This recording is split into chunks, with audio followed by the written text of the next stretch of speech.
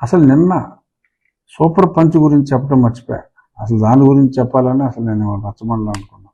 పెళ్ళాలు పెళ్ళాలు పెళ్ళాలు అని చెప్పి తినేస్తారంటరా.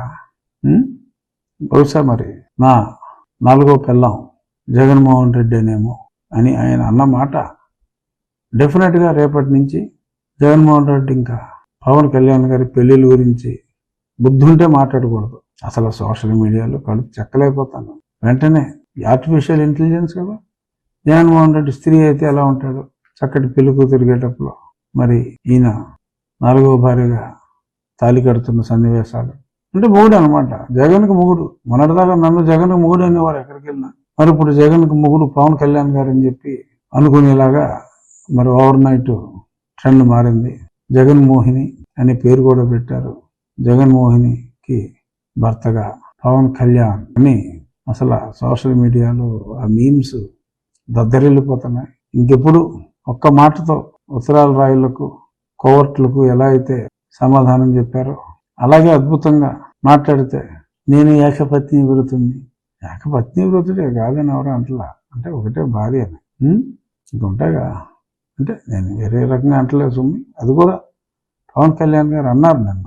ఏంటి మాట్లాడుతున్నావు, నీ గురించి మాట్లాడితే మరి పుంకాలుగా ఉన్నాయి. ఆ జూబ్లీ హిల్స్ ఏదో కెంటకీ రెస్టారెంట్, ఏదో కోటికీ రెస్టారెంట్ ఏదో చెప్పారు. నాకు సరిగ్గా క్యాచ్ చేయలేకపోయా. అక్కడ నువ్వు నడిపించిన వ్యవహారాలు అన్నీ కూడా తెలుసని దిగిపోయారు. ఊరికే ఎక్కువ మాట్లాడుతున్నావు. యుద్ధం కోర్స్ ఆయన అంత ఆవేశంగా నేను ఇక్కడ మాట్లాడలేను. బట్ చెప్పారు క్లియర్గా. చూద్దాం మరి బుద్ధిరిగి ప్రవర్తిస్తారా.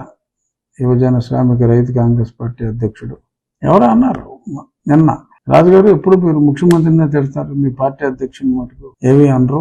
ఇక నుంచి మీరు మీ పార్టీ అధ్యక్షుని కూడా రాజీనామా చేశారు కనుక మీరు విమర్శించవచ్చు అంటే నేను ఎప్పుడు కూడా అబ్యూజ్ చేయను. I only criticise, positive criticism and ever abuse. తిట్టడం వేరు, విమర్శించడం వేరు. తిట్టుకి విమర్శకి తేడా తెలియక కొందరు అజ్ఞానులు విమర్శను కూడా తిట్టినట్టుగా కేసులు ఎట్టేసి కొడేస్తున్నారు. కొడేస్తున్నారు. విమర్శకి తిట్టుకి తేడా తెలుసుకో. నా మాజీ రాష్ట్ర అధ్యక్షుడా, రాష్ట్ర పార్టీ అధ్యక్షుడా, తిట్టుకి విమర్శకి తేడా తెలుసుకో. ఇక ముగించే ముందు ఆ రిషికొండ సరే మళ్ళీ నిన్న కోర్టులో వచ్చింది. కేంద్ర ప్రభుత్వం మరి ఆయన ఎవరికైతే చచ్చిపోయాడు ఆఖరి నిమిషంలో అంచేత ఇంకో 2 వారాలు గడువమంటే మళ్ళీ 4 వారాలు టైం ఇచ్చారు. ఈలోపు మరి శ్రీమతి రోజారెడ్డి గారు అదేదో ముఖ్యమంత్రి రెసిడెన్స్ కాదు ప్రస్తుతానికి అంటే ఎన్నో ప్రయత్నాలు చేశాడు అక్కడికి వెళ్దామని. కోర్టులు న్యాయస్థానాలు ఎన్ని ట్రిక్కులు వేసినా, ఎన్ని గజకర్ణ గోకర్ణ మాయలు మరాఠీ వ్యవహారాలు ఎన్ని చేసినా ఆల్ త్రూ అట్టర్ ఫ్లాప్. అన్ని ప్రయత్నాలు అమరావతి రైతులు అడ్డుకున్నారు, నిర్బంధం చేశారు, ప్యాలెస్కే కట్టడి చేశారు. ఇప్పుడు ఓ పక్కన కోర్టులో మ్యాటర్ ఉంది, రేపు ఎలా కొట్టేస్తారు అది.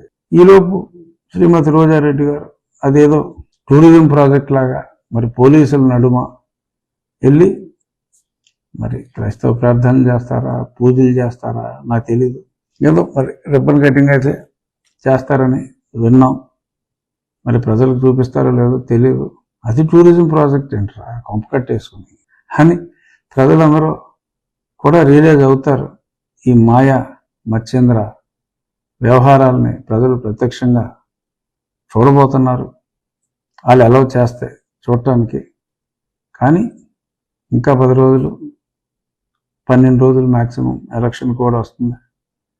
ఈయన ఇంకా అరువు హెలికాప్టర్లు వేసుకుని రోడ్ల మీద తిరగడం తప్ప ఆ ఇంటికి వెళ్ళేదే లేదు, వెళ్ళగలిగేదే లేదు. ఈలోపు ఏదో టూరిజం ప్రాజెక్ట్ లాగా మరి బిల్డప్ ఇచ్చుకుంటారేమో తెలియదు. అది అటర్ ఫ్లాప్ అయింది. ఇక్కడ కంపారిజన్ ఏంటంటే ఎగిరిపోతున్నాయి. గట్టిగా గాలి వస్తే ఎగిరిపోవటమే కాకుండా పెచ్చులుగా ఊడిపోతున్నాయి. వీళ్ళు కట్టిన వాళ్ళు సొంతంగా కట్టుకునే పర్వాలా.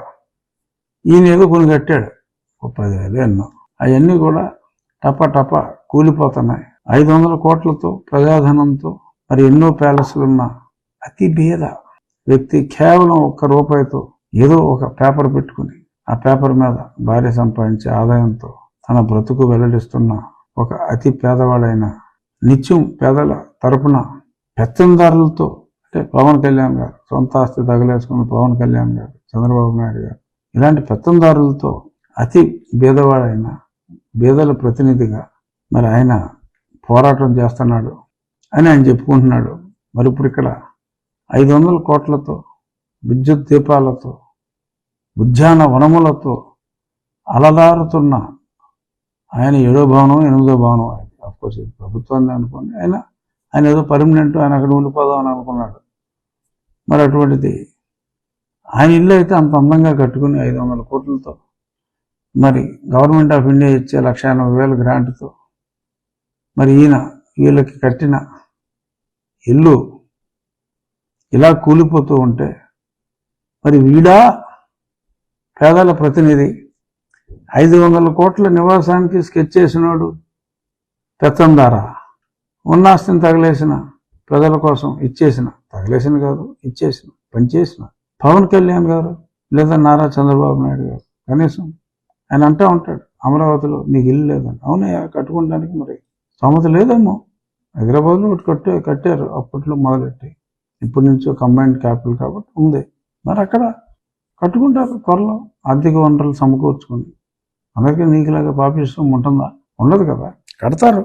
బట్ మీరు 500 కోట్ల ప్యాలెస్లో ఉంటూ మరి పిచ్చిలు ఊడిపోతున్న, కూలిపోవటానికి సిద్ధంగా ఉన్న ఆ పేదల ఇళ్ల గురించి పట్టించుకోకుండా ఉంటూ, పేదల ప్రతినిధిని పెత్తందారులతో నేను ఫైట్ చేస్తున్నానని చెప్పి మాట్లాడటం చాలా చైల్డిష్గా, స్టూపిడ్గా, సిల్లీగా ప్రజలు ఫీల్ అవుతున్నారు. కేవలం ప్రజల ఫీలింగ్ని మీకు చెప్పి ఇటువంటి మాటలు తగ్గించుకుంటే బాగుంటుందని చెప్పి చెప్పడం తప్ప నాకు వేరే దురుద్దేశం లేదు. సంధింటి జగన్మోహన్ రెడ్డి గారు ఎక్కడో ఓ సందులో ఉండే ఓ కుటుంబం మీదని చెప్పి ఎదురింటికి సంధింటి ఆ బలపనూరులో ఆ సందులో ఉండేవాళ్ళు, రాయలేదు చెన్నైలో అనే స్థాయి నుంచి మీరు దేశంలోని అన్ని నగరాల్లో కట్టుకున్నారు. అలాగే విశాఖపట్నంలో ప్రభుత్వ ఖర్చుతో కట్టుకున్నారు. ఏదో సంధింట్లో వాడు విశాలమైన కోటలు కట్టుకోవటం సంతోషమే. మీరు ఏదో స్వయం కృషో లేకపోతే ఏదో కృషో ఏం చేశారు, సంపాదించుకున్నారు. బట్ ఇలాంటి మాటలు మాట్లాడటం, ఆ చంద్రబాబు నాయుడు, ఆ పవన్ కళ్యాణ్, ఇలాంటి మాటలు మాట్లాడతాం. మనం అన్నీ చెప్పేవి శ్రీరంగ నీతులు డాష్ డాష్ అని ప్రజలందరికీ తెలిసిన సామెతని మళ్ళీ చెప్పి నేను విసిగించదలుచుకోవాలా. మారండి, ఎనీహో మీరు మారరు, మిమ్మల్ని మార్చేస్తాం అని చెప్తూ రేపు కలుద్దాం.